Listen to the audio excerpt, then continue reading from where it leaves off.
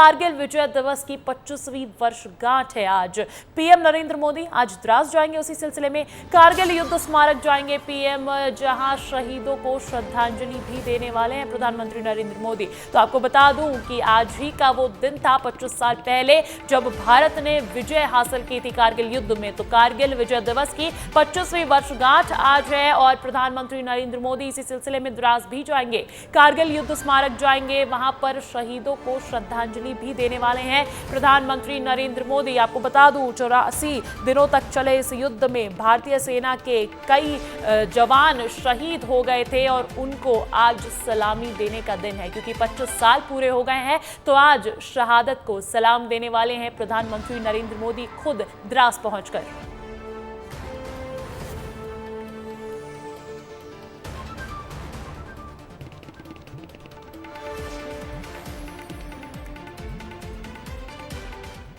और देखिए, आज कारगिल विजय दिवस के 25 साल पूरे हो गए हैं। भारतीय सेना ने अपने पराक्रम से पाकिस्तानों को चारों खाने चित करते हुए अपने लहू से नया इतिहास लिखा था।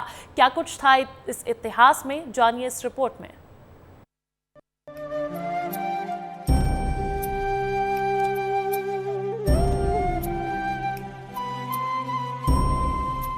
या तो बर्फीली चोटी पर तिरंगा लहरा कर आऊंगा या उसी तिरंगे में लिपटा हुआ आऊंगा, लेकिन आऊंगा जरूर। अभी तक कोई ऐसा माई का लाल नहीं मिला जो मुझसे जीत पाए। वो दिन कभी नहीं आएगा जब मुझे हार का स्वाद चखना पड़ेगा। ये शब्द हैं कारगिल वॉर के हीरो कैप्टन विक्रम बत्रा और कैप्टन अनुज नैयर के।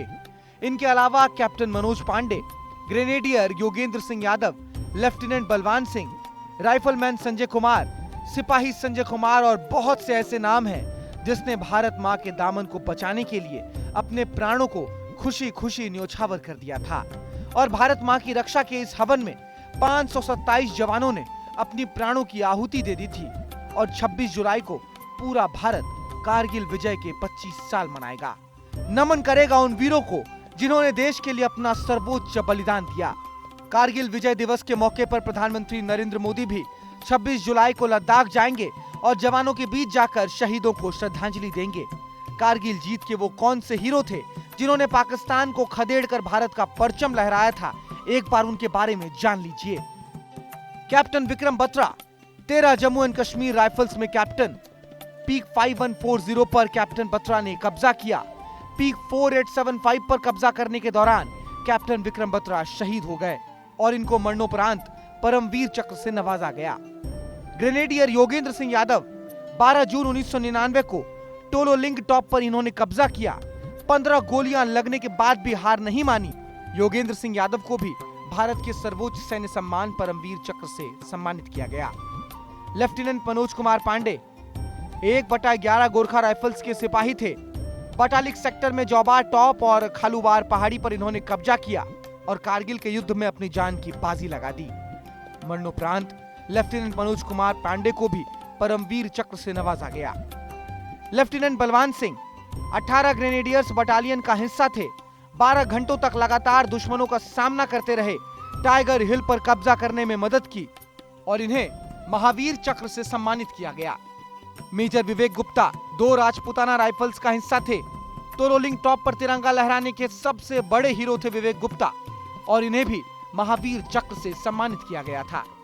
ये कुछ चुनिंदा नाम हैं, लेकिन ऐसे हजारों वीर सपूत थे जिन्होंने देश के लिए अपना सब कुछ न्योछावर कर दिया। पूरा देश कारगिल विजय दिवस की 25वीं वर्षगांठ मनाएगा और हर एक देशवासी का नमन और सलाम है ऐसे उन वीर सपूतों को जिन्होंने दुश्मनों को हराकर भारत माता की रक्षा की। ब्यूरो रिपोर्ट, विस्तार न्यूज। आगे बढ़ते हैं, बात करते हैं मुख्यमंत्री विष्णुदेव साय के दौरे की। आज दिल्ली जाएंगे मुख्यमंत्री विष्णुदेव साय। 27 जुलाई को नीति आयोग की बैठक में होंगे शामिल। दिल्ली दौरे के निकाले जा रहे हैं कई मायने। दरअसल मंत्रिमंडल विस्तार भी है जो तूल पकड़े हुए है छत्तीसगढ़ में और उसको लेकर भी शीर्ष नेतृत्व से चर्चा हो सकती है। तो ये बड़ी खबर निकल कर सामने आ रही है। आज दिल्ली जाएंगे मुख्यमंत्री विष्णुदेव साय और 27 जुलाई को नीति आयोग की बैठक में शामिल होंगे। और देखिए इसी वक्त एक बड़ी खबर मिल रही है, बीजेपी के वरिष्ठ नेता प्रभात झा का निधन हो गया है। गुड़गांव के मेदांता अस्पताल में उन्होंने अंतिम सांस ली। प्रदेश बीजेपी के अध्यक्ष भी रहे हैं प्रभात झा और बीजेपी के कई अहम पदों पर रह चुके हैं झा। पत्रकारिता से की थी करियर की शुरुआत। पिछले दिनों ब्रेन डेड होने के बाद वेंटिलेटर पर थे प्रभात झा और अब ये जानकारी निकलकर सामने आ रही है जहां पर बीजेपी के वरिष्ठ नेता प्रभात झा का निधन हो गया है। गुड़गांव के मेदांता अस्पताल में उन्होंने अंतिम सांस ली है। इस खबर पर अपडेट्स ले लेते हैं। मेरे साथ हमारे editor in chief Brajesh Rajput ji जुड़ गए हैं, फोन कॉल पर जुड़े हैं हमारे साथ। ब्रजेश जी, बीजेपी के वरिष्ठ नेता प्रभात झा का निधन हो गया है, बीजेपी को आज बड़ा नुकसान पहुंचा है। निश्चित अंजलि, सुबह से बहुत अच्छी खबर नहीं आई है कि बीजेपी के वरिष्ठ नेता, पूर्व अध्यक्ष और लंबे समय तक पत्रकारिता करने वाले प्रभात झा का सुबह निधन हो गया जी। वो दरअसल लंबे समय से अस्पताल में थे, गुड़गांव में, मेदांता में, और बहुत दिनों से ही डॉक्टर ने जवाब दिए थे। उनकी हालत सुधर ही नहीं रही थी। तकरीबन 6 तारीख को भोपाल के हॉस्पिटल से उनको एयरलिफ्ट करके दिल्ली ले गए थे और वहाँ पर लंबे समय से उनका इलाज चल रहा था, मगर चूंकि उनको पहले से कुछ गंभीर बीमारियां थी जिसके चलते बॉडी रिकवरी नहीं कर पा रही थी और वो कभी उनकी हालत संभल ही नहीं पाई। तो आज सुबह उन्होंने अपनी अंतिम सांस ली और अब परिवारजनों का कहना है कि शायद उनको, चूंकि वो बिहार के रहने वाले थे, बिहार के सीतामढ़ी जिले के, तो उनका अंतिम संस्कार के लिए कल उनको बिहार ही ले जाया जाएगा। हालांकि अभी इस मामले में अंतिम फैसला नहीं किया है, मगर मेरी उनके परिवारजनों से बात हुई है तो उनका कहना है कि कोशिश की जा रही है कि बिहार के सीतामढ़ी में उनका अंतिम संस्कार हो। मगर निश्चित ही बीजेपी के लिए वो एक अपूर्णीय क्षति है प्रभात झा का जाना। बिल्कुल, बहुत बहुत शुक्रिया ब्रजेश जी तमाम जानकारी के लिए। तो बीजेपी के वरिष्ठ नेता प्रभात झा का निधन हो गया है। आज सुबह ही गुड़गांव के मेदांता अस्पताल में उन्होंने अंतिम सांस ली है। आपको बता दूं कि बीजेपी के अध्यक्ष भी रह चुके हैं प्रभात झा, साथ ही साथ कई अहम पदों पर पार्टी में अपना किरदार निभा चुके हैं और उससे पहले पत्रकारिता से भी उन्होंने करियर की शुरुआत की थी। पिछले दिनों ब्रेन डेड होने के बाद वेंटिलेटर पर थे प्रभात झा, कई बीमारियों से ग्रसित थे और अभी जानकारी ये भी मिल रही है, जैसा कि ब्रजेश जी ने बताया, कि उनको अंतिम संस्कार के लिए बिहार ले जाया जा सकता है। तो देखिए, बिहार के ही रहने वाले थे प्रभात झा और ये बड़ी क्षति भारतीय जनता पार्टी को पहुंचती हुई नजर आ रही है। पहले से ही कई बीमारियों से जूझ रहे थे और उसके बाद पिछले दिनों ब्रेन डेड भी उन्हें घोषित कर दिया था। वेंटिलेटर पर थे प्रभात झा और आज सुबह ही उन्होंने अंतिम सांस ली है। आपको बता दूं, गुरुग्राम के मेदांता अस्पताल में उन्होंने अंतिम सांस ली है और ये जानकारी मिल रही है कि अब नहीं रहे प्रभात झा। बीजेपी के वरिष्ठ नेता प्रभात झा का निधन हो गया है। आपको बता दूं कि पार्टी में अपना किरदार, अपनी अहम भूमिका निभा चुके हैं। प्रदेश बीजेपी के अध्यक्ष भी रहे हैं प्रभात झा और बीजेपी के कई अहम पदों पर रह चुके हैं। बड़े नेता, वरिष्ठ नेता और पार्टी को कई जगहों पर उन्होंने अपना नेतृत्व भी दिया है। तो ये एक ऐसी क्षति है जो भारतीय जनता पार्टी की कोई और पूरी नहीं कर पाएगा। बड़ी जानकारी ये मिल रही है।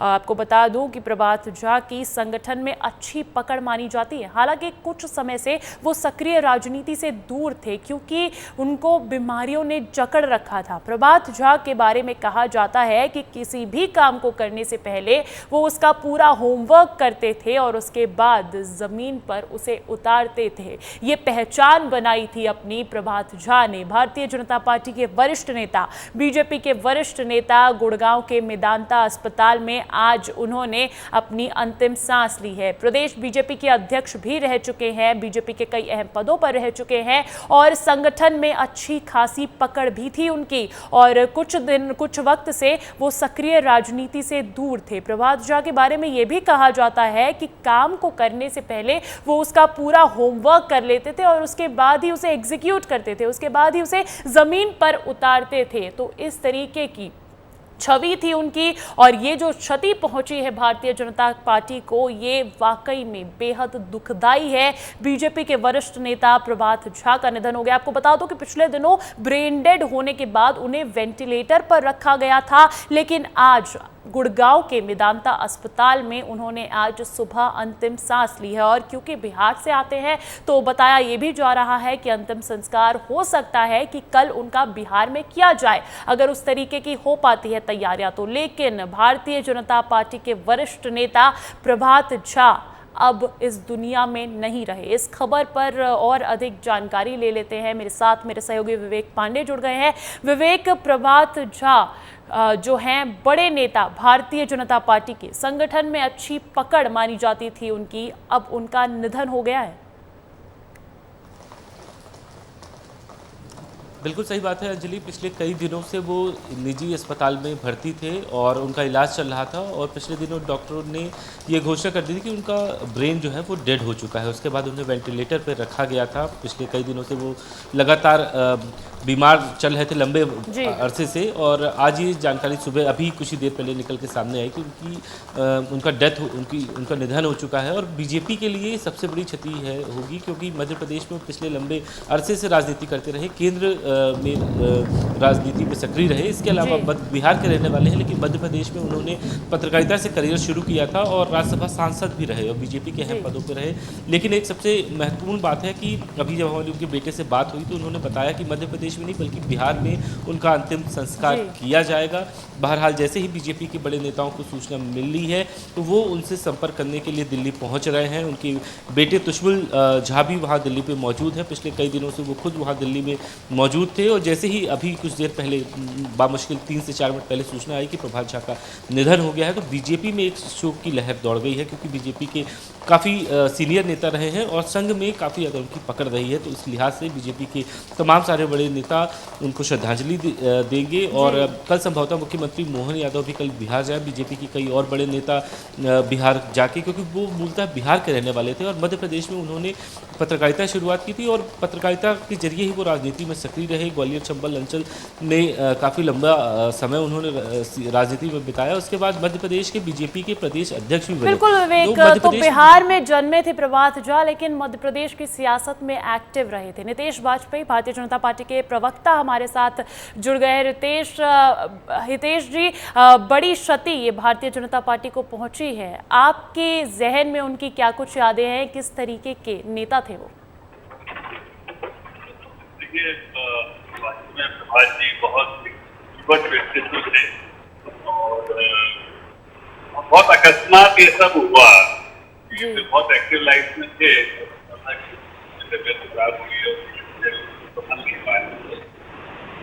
तो जहाँ तक उनका जैसा आप बता रहे हैं, वहाँ से मुंबई पहुंचे, करीब बाहर गए, उसके पश्चात वो दिल्ली आए। शुरू से बहुत जीवट व्यक्तित्व थे। उसके बाद उन्होंने अपनी तो जन्मभूमि उनकी हम कह सकते हैं कि बिहार रही, दीक्षा भूमि उनकी मुंबई रही, महाराष्ट्र रही, और कर्मभूमि मध्य प्रदेश रही। और बहुत मीडिया इंचार्ज से लेकर कई पदों पर हो रहे, सलाहकार रहे राजनाथ जी के, जिसके पश्चात प्रदेश अध्यक्ष रहे हुए और हम जैसे कई कार्यकर्ताओं को करने का काम किया है।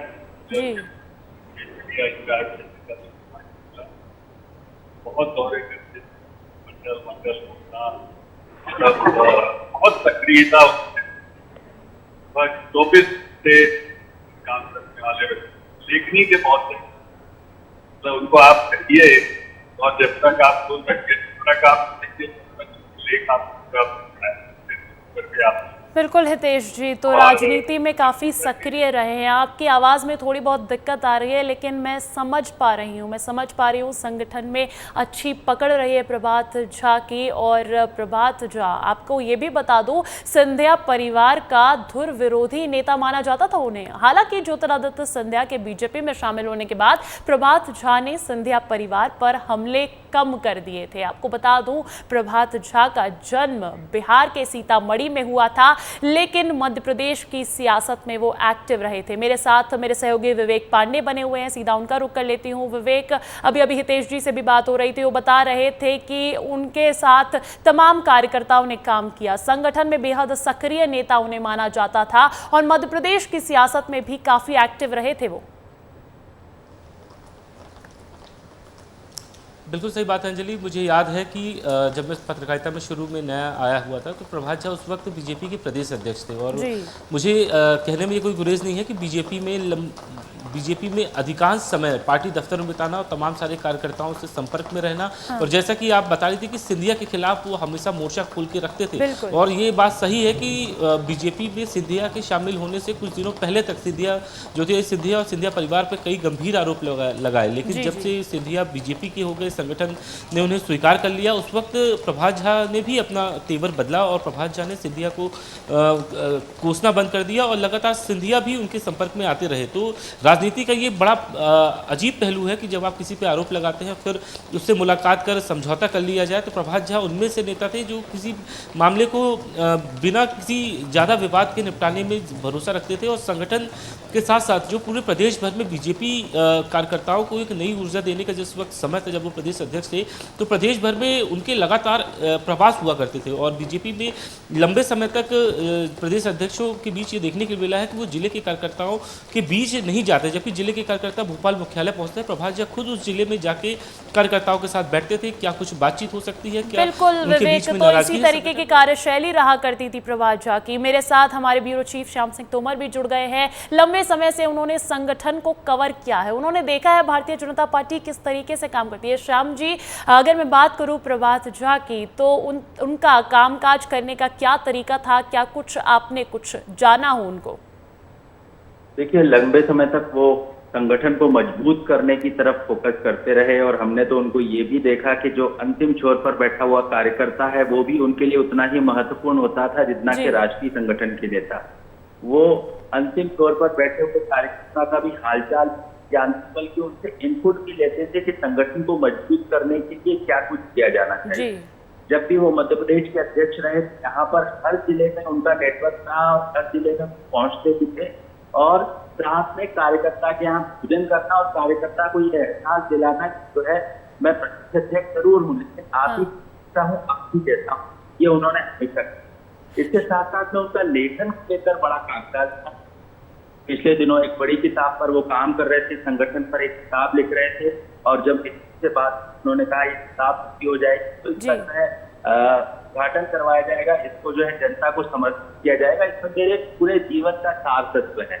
तो मुझे लगता है वो किताब भी बहुत महत्वपूर्ण रहने वाली है जिसका वो लेखन कर रहे थे, लगभग पूरी होने वाली वो किताब। तो बड़ी जानकारी आप दे रहे हैं, किताब भी लिख रहे थे अपने जीवन के अंतिम दिनों में। अच्छा, उनके लिए कहा जाता है कि काम करने से पहले वो बकायदा होमवर्क करते थे और उसके बाद ही जमीन पर उतारते थे। बिल्कुल ठीक बात है ये, क्योंकि अनुभव उनके पास इतना जाता था तो कोई भी प्रोजेक्ट, कोई भी काम करने से पहले उसको जो है कंक्रीट धरातल पर उतारने से पहले उसकी प्लानिंग किया करते थे। उस प्लानिंग में सक्सेस रेट क्या होगा ये देखा करते थे। उस प्लानिंग में ये भी देखा करते थे कि ये कितने दिनों में कंप्लीट कर लेना है और संगठन का क्या जो है उसमें इनपुट है, संगठन क्या चाहता है और इससे ये जो है फ्रूटफुल रहेगा ही रहेगा, ये भी प्लानिंग कर लिया करते जी। भले ही सक्रिय नहीं थे लेकिन फिर भी संगठन को बहुत बड़ा नुकसान, बहुत बड़ी क्षति पहुंची है प्रभात झा के जाने से। बहुत बहुत शुक्रिया श्याम जी तमाम जानकारी के लिए। मेरे साथ भारतीय जनता पार्टी के प्रदेश अध्यक्ष वीडी शर्मा जी भी जुड़ चुके हैं। शर्मा जी, आप बताइए कितनी बड़ी क्षति भारतीय जनता पार्टी को पहुंची है?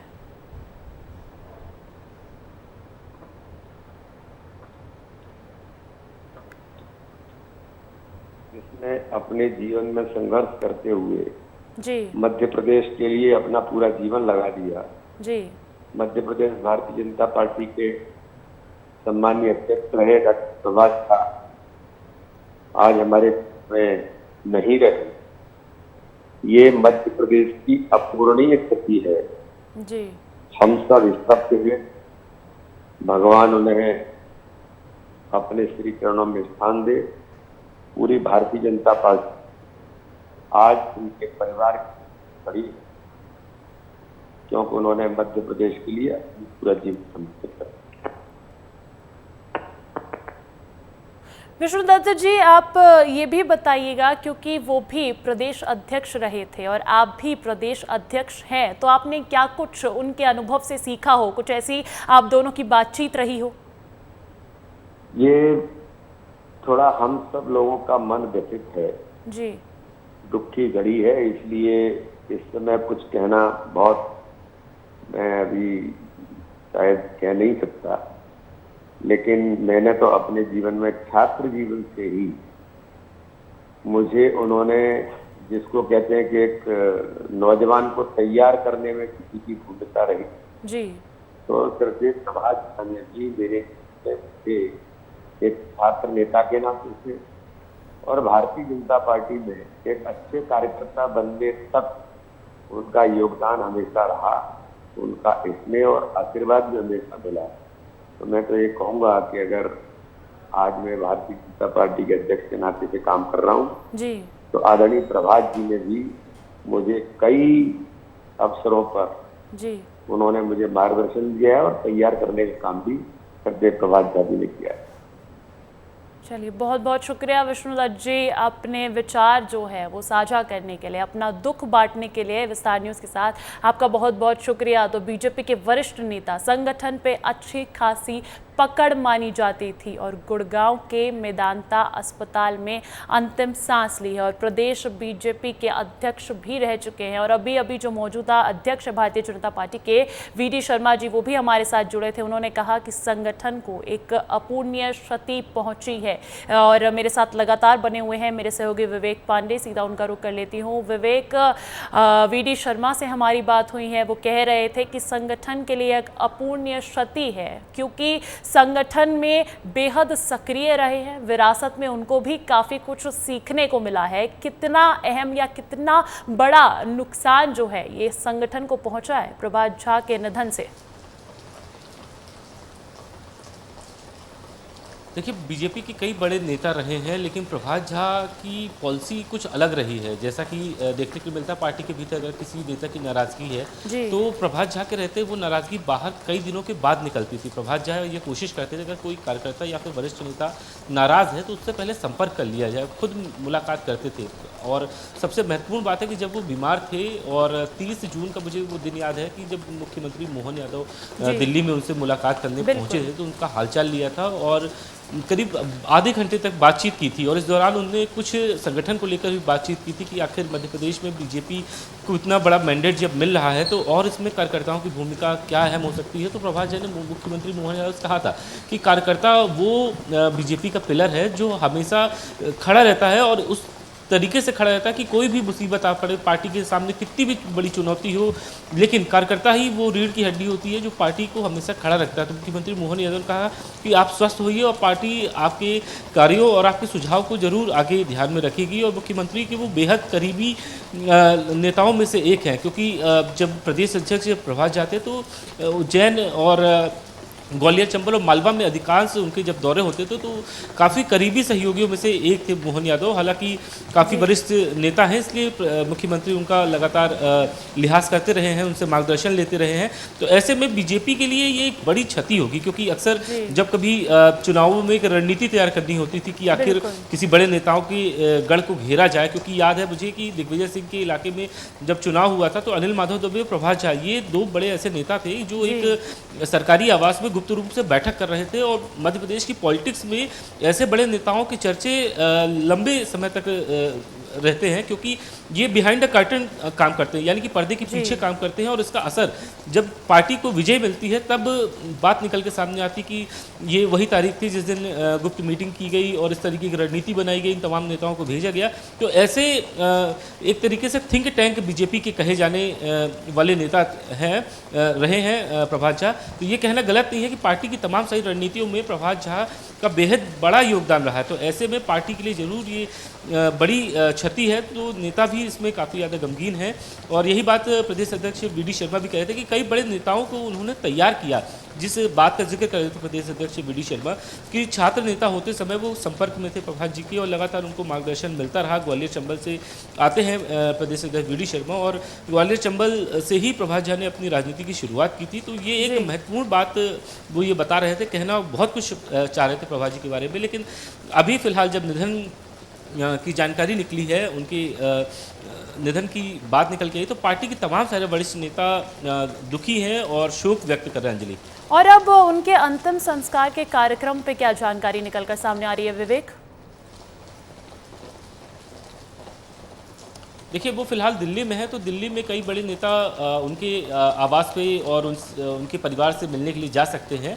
और मध्य प्रदेश के लगभग सभी सांसद वहां मौजूद है, क्योंकि लोकसभा का सत्र भी चल रहा है। कई बड़े नेता, केंद्रीय मंत्री वो भी वहां पहुंच सकते हैं। और मुख्यमंत्री मोहन यादव कल बिहार में होने वाले अंतिम संस्कार में फिलहाल शामिल होंगे। केंद्रीय और हमारे साथ भारतीय जनता पार्टी के विधायक रामेश्वर शर्मा जी भी जुड़ गए हैं। रामेश्वर जी, भारतीय जनता पार्टी की अपूर्णीय क्षति प्रभात झा का निधन हो जाना, क्योंकि एक तरीके से कहा जाता है कि बीजेपी की रणनीति में पर्दे के पीछे से काम किया करते थे वो, आपके क्या कुछ अनुभव रहे हैं उनके साथ? हाँ, निश्चित रूप से प्रभात जी जो है हमारे बहुत संघर्षशील नेता थे, और उनके निधन से निश्चित रूप से मध्य प्रदेश भारतीय जनता पार्टी नहीं बल्कि देश की भारतीय जनता पार्टी को भी एक बड़ी क्षति हुई है। उनके व्यक्तिगत मतलब उनके परिजनों को भी जी निश्चित रूप से क्षति हुई है, पर भारतीय जनता पार्टी और विचार के लिए भी, क्योंकि वो विचारवान थे, लेखक थे, चिंतक थे, विचारक थे, संगठक थे, और उन्हें मध्य प्रदेश भारतीय जनता पार्टी के प्रदेश अध्यक्ष जैसे पद को सुशोभित किया है। और इतना ही नहीं तो बल्कि उन्हें बहुत पार्टी की संगठन की बैठकों के लिए भी मध्य प्रदेश में भी सघन बोलते हैं दौरा प्रवास जो वो लगातार करते रहते थे और कार्यकर्ताओं से जीवंत संपर्क करते रहते थे। बीच में अस्वस्थ होने के बाद भी जी वो जब स्वस्थ होते थे तो मिलने निकल जाते थे या लोगों से संवाद करते थे, फोन करते थे जी। और दूसरा, उनको व्यक्तिगत चिट्ठी लिखने का बड़ा आनंद आता था। कईयों को वो व्यक्तिगत शुभकामनाएं, संदेश, चिट्ठी और पत्र लिखते रहते थे। बिल्कुल, बहुत बड़ी भारतीय जनता पार्टी के लिए अपूर्णीय क्षति ये पहुंची है। बीजेपी के वरिष्ठ नेता प्रभात झा का निधन हो गया है। गुड़गांव के मेदांता अस्पताल में उन्होंने अंतिम सांस ली है आज सुबह ही। और प्रदेश बीजेपी के अध्यक्ष भी रहे हैं प्रभात झा। बीजेपी के कई अहम पदों पर रह चुके हैं झा, और कितना उन्होंने अहम किरदार निभाया है संगठन में, ये सब कुछ खुद भारतीय जनता पार्टी के तमाम नेतागण बता रहे थे। तो पत्रकारिता से उन्होंने करियर की शुरुआत की थी, बिहार से वो आते थे, लेकिन मध्य प्रदेश की राजनीति में बड़ी अहम भूमिका प्रभात झा ने निभाई थी। एक अपूर्णीय क्षति भारतीय जनता पार्टी के लिए मानी जा सकती है।